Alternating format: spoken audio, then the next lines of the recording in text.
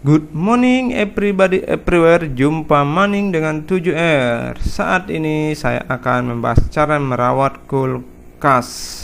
Sebelum lanjut, jangan lupa like, share, dan subscribe.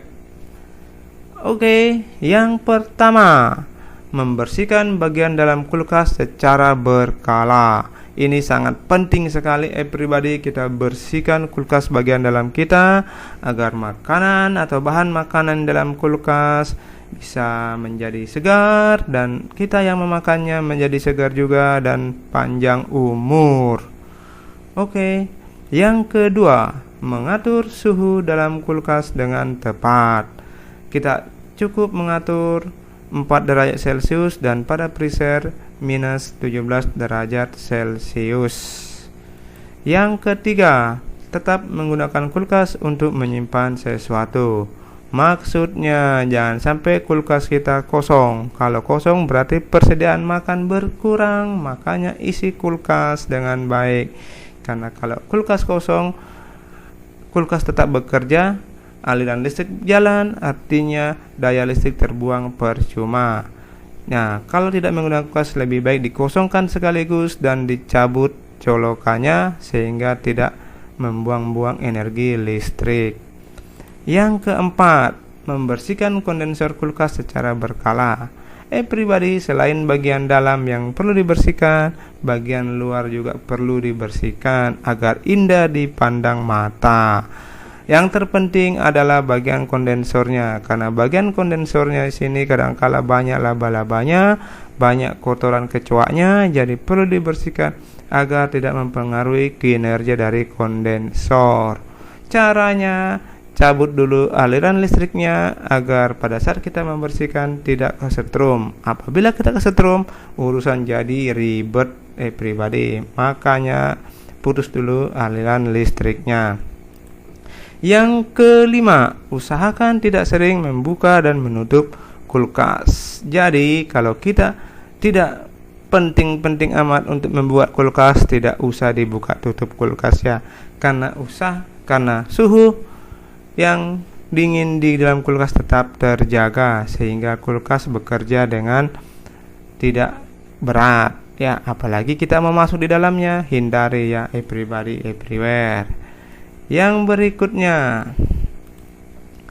menjauhkan kulkas dari alat dapur yang menghasilkan panas seperti kompor. Jadi pada saat kita menyimpan kulkas, kita perhatikan jangan dekat dengan alat yang menghasilkan panas seperti kompor. Apalagi kita simpan di atas kompor yang menyala, bisa rusak kulkas. Selain kulkasnya rusak, kompornya juga ikut rusak. Untuk itu, simpanlah kulkas di tempat yang aman dan terjangkau, jauh dari sumber panas.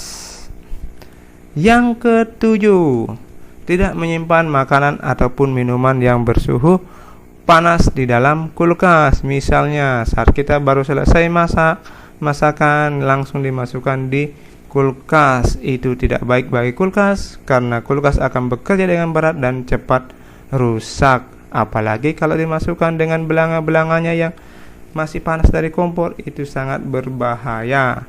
Untuk itu biarkan makanan itu dingin dulu, baru dimasukkan ke dalam kulkas agar makanan menjadi segar, kulkas awet muda dan tahan lama. Yang berikutnya, memastikan wadah yang disimpan dalam kulkas tertutup rapat, karena itu juga dapat mempengaruhi kinerja kulkas. Yang kesembilan, memeriksa bantalan karet secara rutin.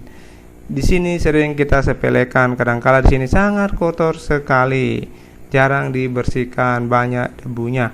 Padahal ini sangat mempengaruhi dan membuat karet bantalan cepat rusak. Kita cukup membersihkannya dengan kain, dengan lap, dan dengan sikat gigi bekas jika tidak terjangkau oleh kain atau lap. Sikat gigi bekas ya, jangan yang masih dipakai.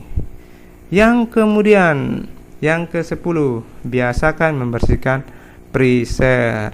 Kadangkala freezer yang sudah mempunyai bunga es cukup banyak dibiarkan, padahal ini mempengaruhi kinerja kulkas. Bersihkan dengan menaikkan suhunya, jangan dengan pisau atau barang tajam lainnya, karena itu dapat merusak kulkas. Cukup dengan menaikkan suhunya sehingga bunga es ini meleleh, dan kita cukup membersihkan dengan kain atau benda tumpul lainnya, jangan dengan barang yang tajam.